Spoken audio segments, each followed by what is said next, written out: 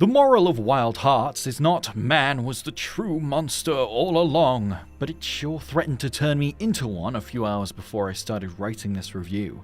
I never imagined I could be one of those horrible rich people who stand over an endangered animal they just slaughtered for sport, a big Joker grin aimed at the camera. But when I finally killed the flying winged tiger that had been killing me for hours, I knew I had it in me. Wild Hearts is a hunting game that pontificates on the delicate balance of nature at every opportunity. But there were more than a few moments where I was ready to raise all of feudal Japan and be done with some of this game's more tedious fights and aggravating performance problems. Just like Capcom's Monster Hunter before it, Wild Hearts sets you on the trail of giant beasts that need culling. The line that developer Koei Tecmo is walking here is blatant. You can picture the writers sweating as they try to contort dialogue around the words hunt and monster, while every conversation is about the monsters you need to go out and hunt. The more significant difference between the two games is that in Wild Hearts you're going to find yourself fighting the same monsters many times long before you've reached the end game.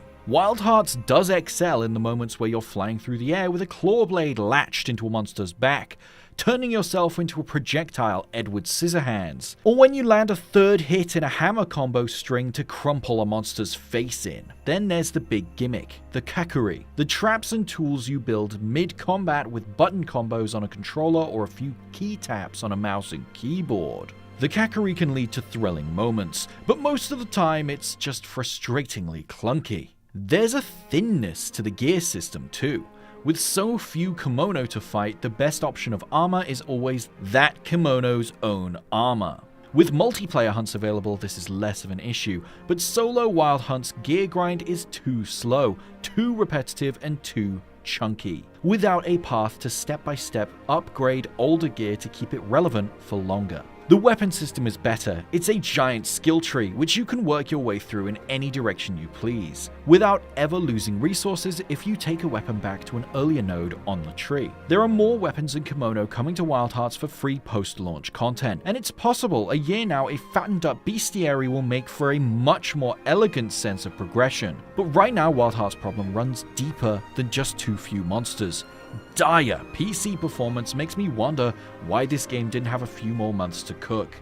On an RTX 3070, I rarely got a consistent 60 FPS at 1440p, and changing the game's settings had little effect. For one PC gamer writer with an RTX 3060 Ti, Wild Hearts rarely averaged 30 FPS at 1080p. Wild Hearts simply doesn't look like a game that should be pushing PCs this hard. While the environments are dense, they are often simply lit and low-res textures are abundant. Publisher EA says there are plans to address a CPU bottleneck and add DLSS and FSR support, but my CPU typically hovered around 40% utilization. Whatever's going wrong here is on the GPU, and this game shouldn't need DLSS to hit a stable 60 FPS. Wild Hearts shipped with a half-formed idea.